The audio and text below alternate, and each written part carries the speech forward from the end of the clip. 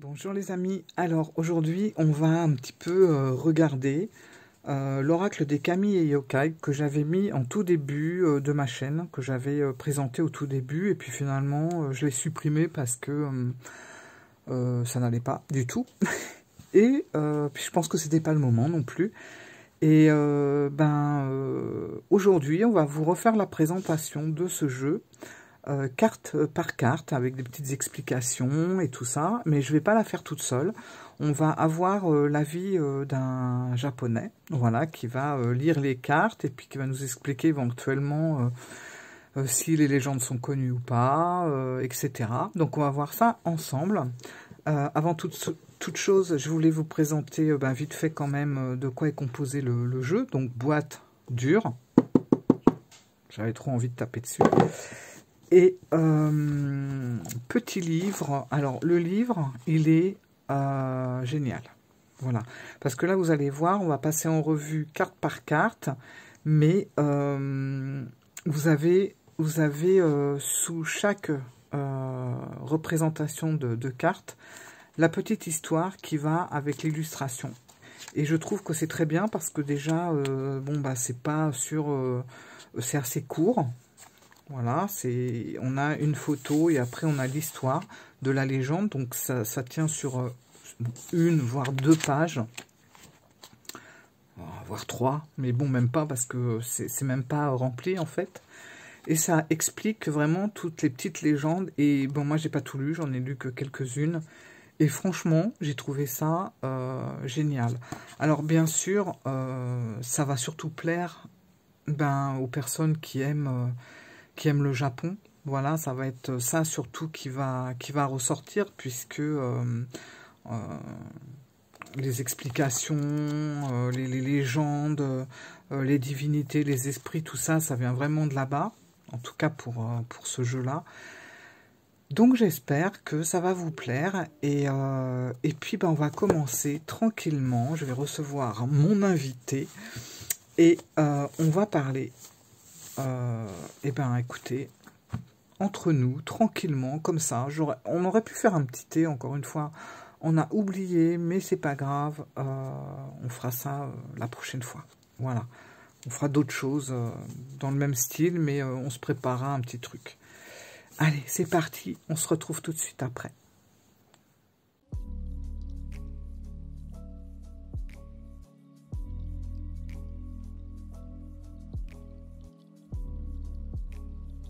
Ok, très bien. Bonjour. Bonjour. Konnichiwa. Konnichiwa. Allez, c'est parti. Ame onna. Ame, c'est la pluie. Onna, c'est femme. Dans le langage courant, si on dit Ame onna, je suis Ame onna, ça veut dire que quand je sors, j'ai toujours de la pluie. Tu connais cette légende? Par contre, non, pas particulièrement en tant que créature, esprit comme ça. D'accord. Ouais. Et lieu. Sinon, en bas, c'est marqué lieu Jin. Donc, lieu Jin. Jin, c'est le dieu. Donc, lieu et lieu Jin, c'est un peu pareil parce que lieu, c'est de toute façon, c'est un animal imaginaire, un peu divin. D'accord. Voilà. Et c'est représenté comme ça, un peu comme un grand serpent. Forcément, vous avez vu quelque part. C'est pas comme les dragons occidentaux. Ouais. Et c'est souvent censé comme une divinité qui règne l'eau dans une rivière, dans un marais, etc. C'est eux qu'ils apparaissent. Et Tsukiyomi, c'est une des divinités de la légende, de la mythologie japonaise. Et Okuri Jōchin, c'est marqué Okuri Chōchin en alphabet, mais moi je dis Okuri Jōchin, c'est juste le phénomène phonétique. Chōchin, c'est lanterne, ouais, qui l'accompagne, mais je connais pas trop davantage. Et Zashiki Warashi. Par contre, c'est un petit esprit connu dans les légendes folklore. Hein. C'est comme Warashi, c'est enfant, et Zashiki, c'est le salon. Du coup, c'est un petit enfant qui habite, sinon qui hante le salon ou la maison. Et par exemple, quand les enfants s'amusent entre eux, à un moment donné, on se rend compte qu'il y a quelqu'un que personne ne connaît. Un petit esprit qui est là on en était, train par de... exemple, on était 5, mais à un moment donné, on est 6, mais on ne sait pas qui. Voilà. C'est le petit fantôme qui hante. C'est ça. Mais il est gentil, hein. Pas plus ça. Et Zan, ça c'est, je n'ai jamais entendu parler, par contre. Et Umizato. Umi, c'est la mer. Zato, c'est quelqu'un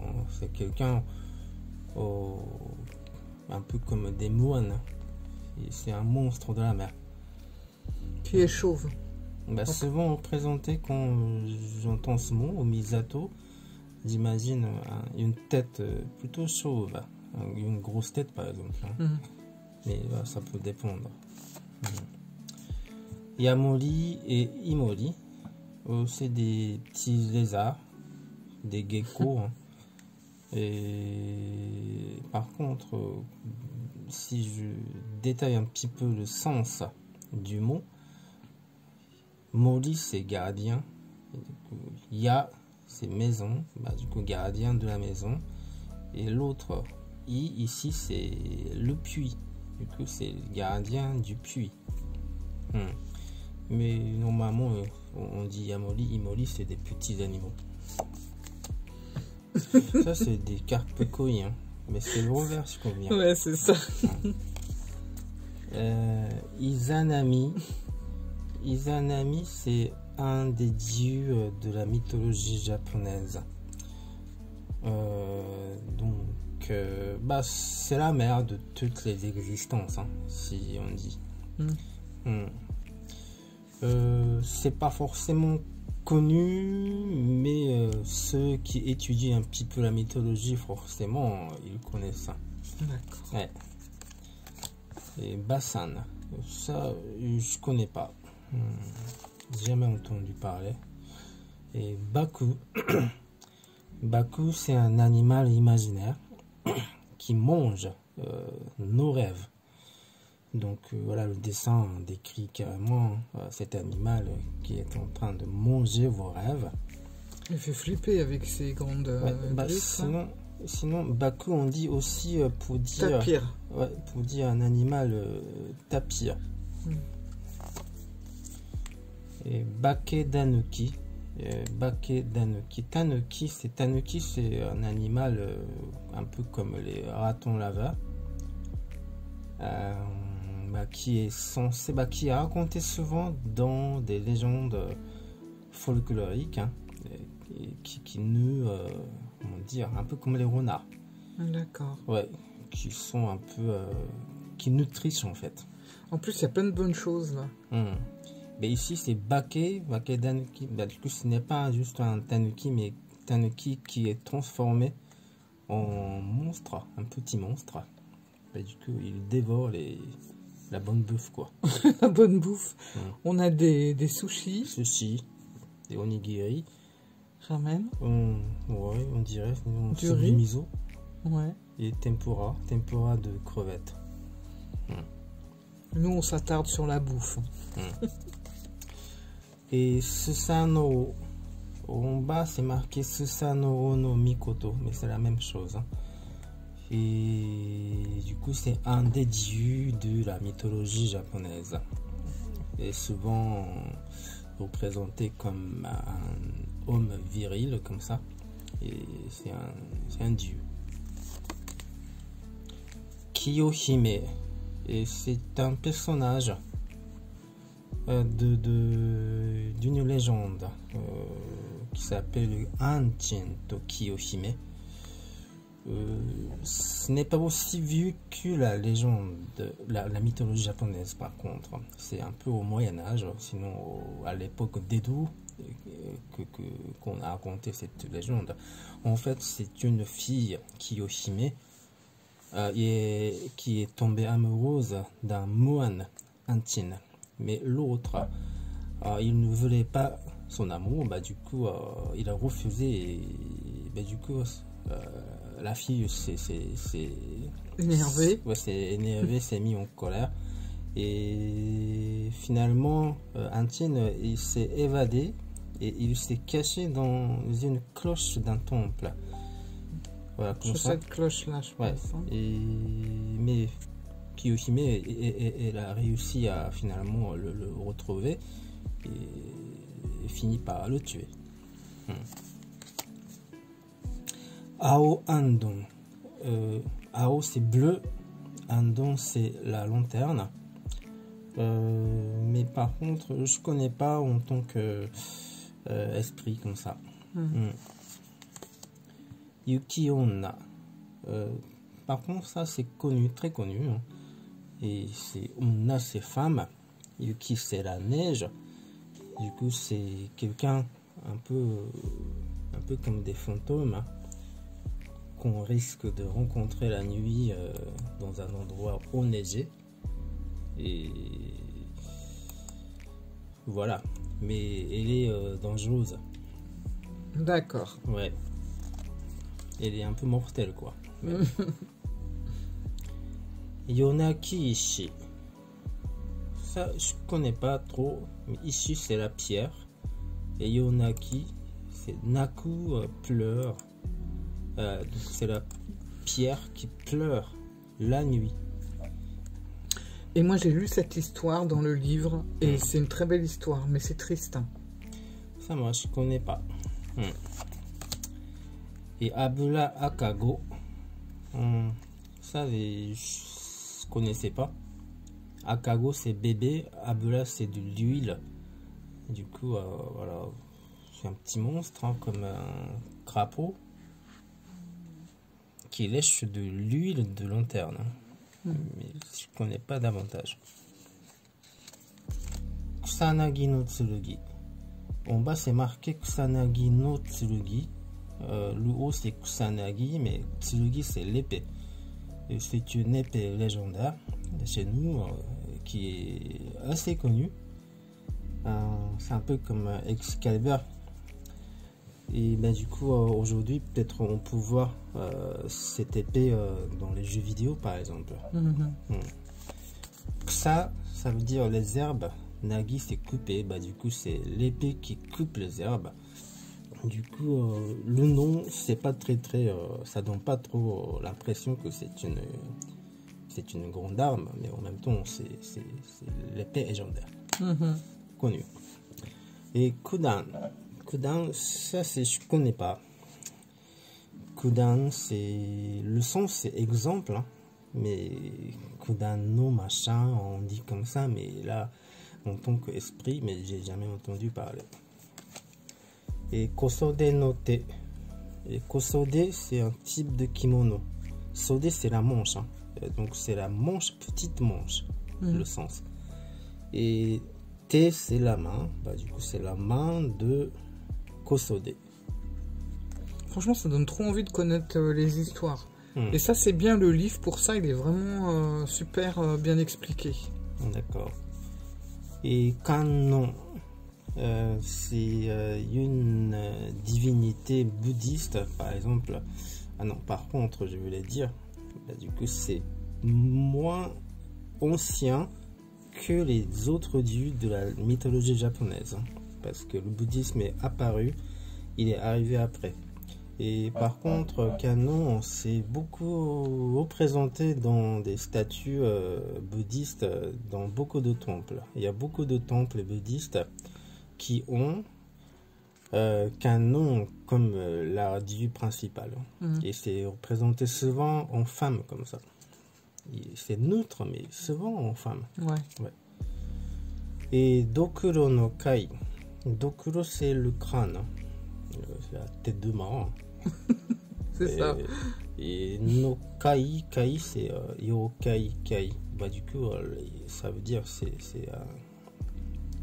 monstre. Hein. Tu connais pas l'histoire? Je connais pas. Ok. Et Ho-Oh. Ho-Oh, c'est le phénix. C'est bah, du coup, à côté du dragon. Ça représente un animal divin, voilà, imaginaire. Hein. Nous aussi, on le retrouve souvent dans les cartes de Phénix, dans les cartes françaises. Oui, c'est lui, hein, c'est Ho. Et Salutashiko. Salutashiko no. Bah, en bas, c'est marqué Salutashiko no machin, mais c'est la même chose. Et c'est un personnage de la mythologie japonaise. Et sinon, si j'ajoute quelque chose, pour ceux qui connaissent bien le manga, Tezuka Osamu, le père de manga, hein, il a fait une série qui s'appelle Hinotori. Hinotori, c'est le phénix, justement. C'est un gros chronique, hein. Et dedans il y a un personnage dont le modèle était Salutashiko, avec un gros nez. Du coup, il a écrit beaucoup à un personnage modelé, basé sur le Salutashiko. D'accord. Ouais. Salut, c'est le singe. Mais ici, c'est pas forcément important, peut-être, le fait que salut est singe. Je ne sais pas trop. Ashi Magali. Ashi, c'est la jambe. Magali, c'est courbé. Du coup, c'est la jambe courbée. Mais je connais pas davantage. Et Katsura Otoko. Ça, je connais pas trop. Otoko, c'est homme. Katsura, c'est un type d'arbre. C'est Katsura, mais ici, c'est un personnage. Hein. Katsura Otoko. Gamma. Si je me rappelle bien, Katsura Otoko, il y a des rôles dont le No. Je sais pas si vous connaissez le No. C'est le théâtre ancestral. Hein. Il peut y avoir un rôle. Ça veut dire qu'il y a un masque de Katsura Otoko. Ça, je me rappelle aussi. Ça doit exister. Mais je ne sais pas plus. Je ne connais pas plus davantage. Gamma. Gamma, c'est le crapaud. Crapaud. Donc, crapaud, c'est Gamma. Gamma Gaeru. Ici, c'est Gamma, mais un peu en tant que monstre. Tako. Koromo Dako. Tako, c'est le pulpe. C'est une sorte de pulpe. Mais là, ici, il s'agit d'un monstre de la mer. Je ne connais pas davantage. Galei, ça, je connais pas.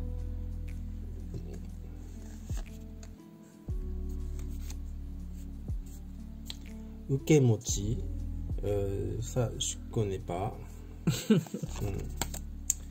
Izanagi, ça, c'est un des dieux de la mythologie japonaise, censé comme le père de toutes les existences du pays.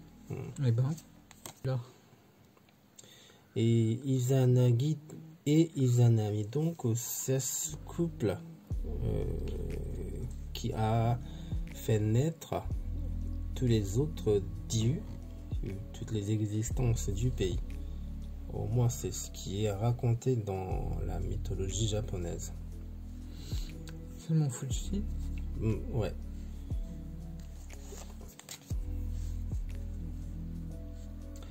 Et Chiga Eshi no Okami. Okami, c'est un grand dieu. Par contre, Chiga Eshi, ça, moi, je connais pas. Mais le dessin, ça représente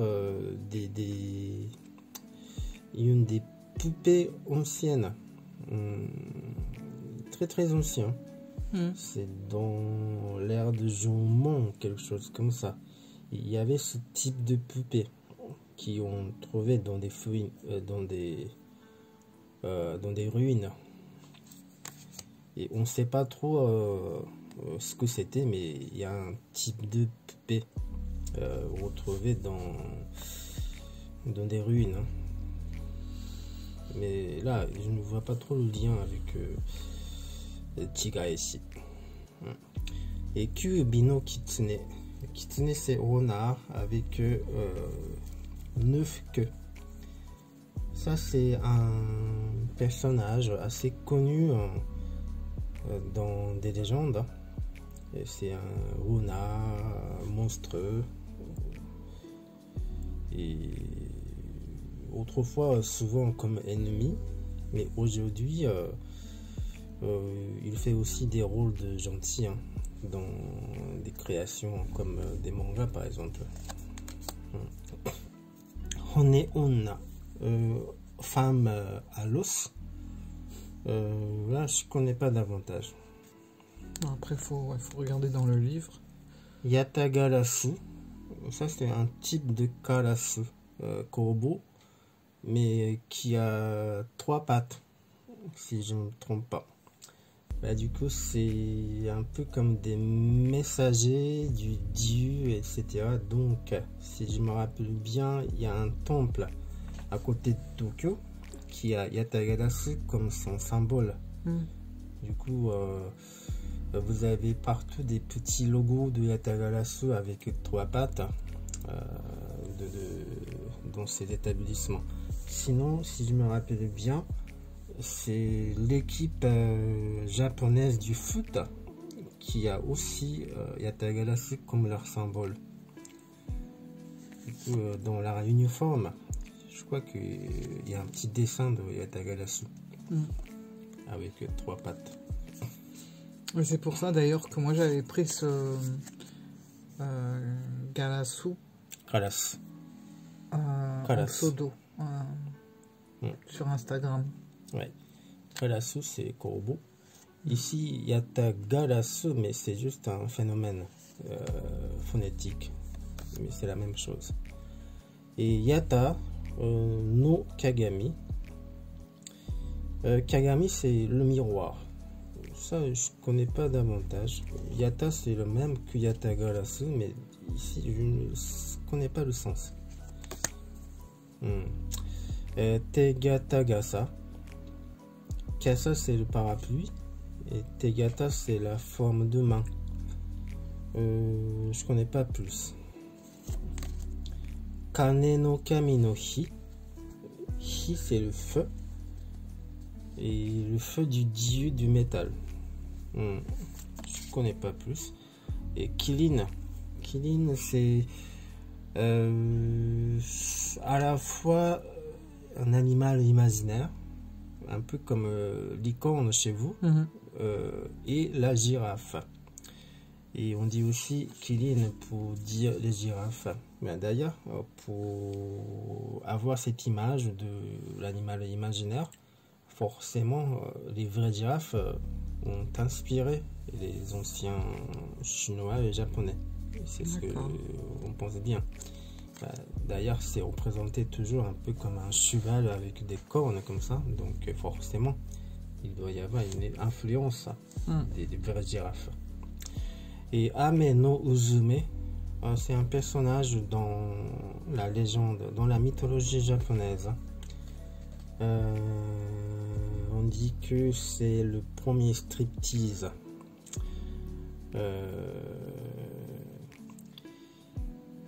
En fait, elle a fait une danse un peu cocasse comme ça pour faire sortir le dieu du soleil qui s'est caché dans un abri.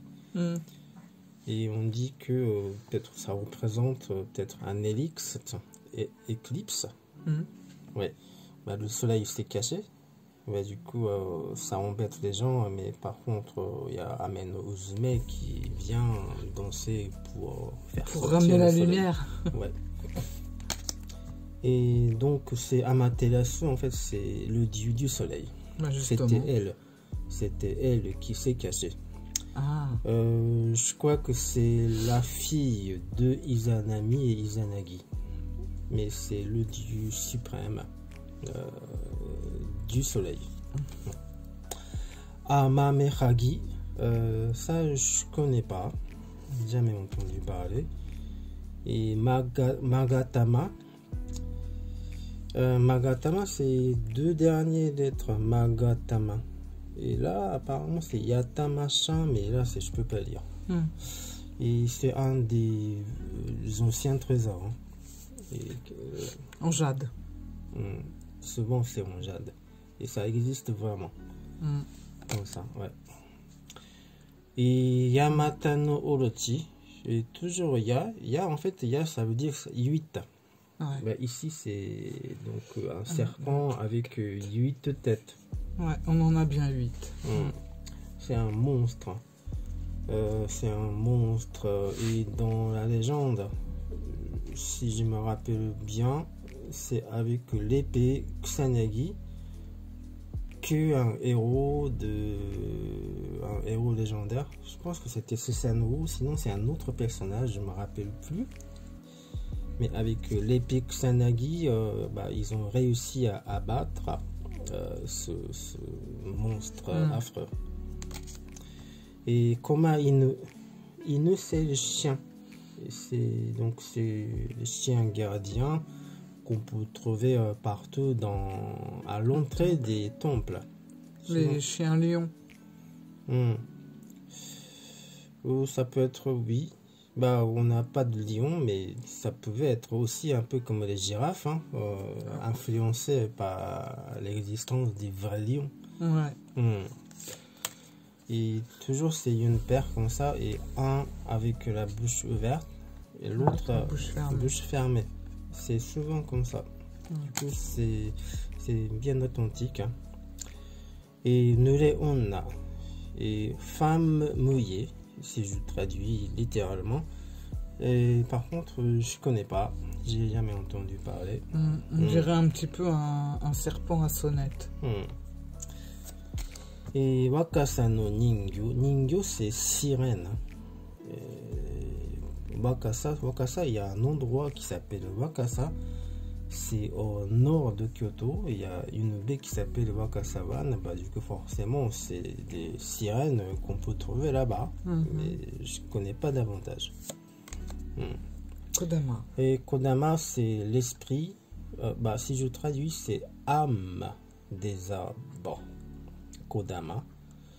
Et pour les amateurs de animé, par exemple, Miyazaki, il décrit souvent des Kodama dans ses films. Par exemple, dans Le Princesse Mononoke, je crois qu'il y a bien des Kodama, des petits bulles blanches, tu vois, qui poussent dans les forêts. Et peut-être dans d'autres films aussi, hein, Totoro par exemple. Ça représente des esprits, l'âme. C'est l'âme elle-même de la forêt. Ouais. Et Sankai, ça je connais pas. Hyoribo, ça je connais pas trop, mais Hyori veut dire le temps qui fait. Sinon, un beau temps, c'est Hyori. Et beau, ici, c'est moine. Mais après, je ne sais pas s'il s'agit de vrai moine ou un esprit, comme ça. Peut-être c'est un esprit. Voilà. Très bien, c'était sympa. Il est vraiment bien ce jeu, je trouve. Oui. T'en penses quoi, toi? c'est déjà bien dessiné. Hein. Ouais. Les dessins sont beaux et ça correspond bien chaque personnage ou si ce n'est pas un personnage ou c'est des esprits. Ouais. Ça correspond bien à ce que... ça correspond bien, je crois bien. Ouais. D'accord. Bon, bah c'est sympa. Écoute, donc ce jeu-là, bah, je sais pas, moi je le trouve assez authentique par rapport à d'autres jeux. Je dirais pas les noms, mais où c'était un petit peu un mélange de tout.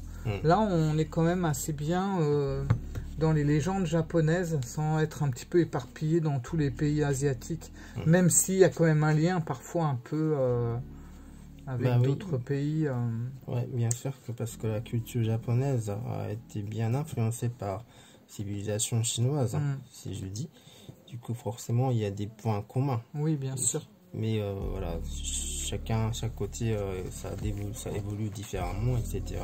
Mais là, j'ai l'impression que c'est quand même bien respecté. Ouais. Et n'empêche qu'il y a des choses que je connais pas du tout. Mais là, c'est normal parce que on peut toujours trouver des choses qui dans les petits détails de petites légendes. Oui, et puis on peut pas tout connaître. Hein. Voilà. On peut pas connaître toutes les légendes de son pays. Hein. Et puis même le dos, je le trouve vraiment sympa. Et la taille des cartes, tout en longueur comme ça. C'est fin, c'est des dessins qui sont vraiment fins. Ouais. Voilà, bon, je te remercie de nous avoir... de rien du tout. De nous avoir donné les noms et expliqué un petit peu les légendes. Celles que tu connais, celles que tu connais pas. Oui. Donc, merci beaucoup. Et puis peut-être, s'il y a d'autres jeux comme ça, un petit peu japonais, tu viendras nous en parler. Avec plaisir. Voilà, je te remercie. De rien du tout. Et je te dis à bientôt. Au revoir. Ciao. Mata kondo. Sayonara.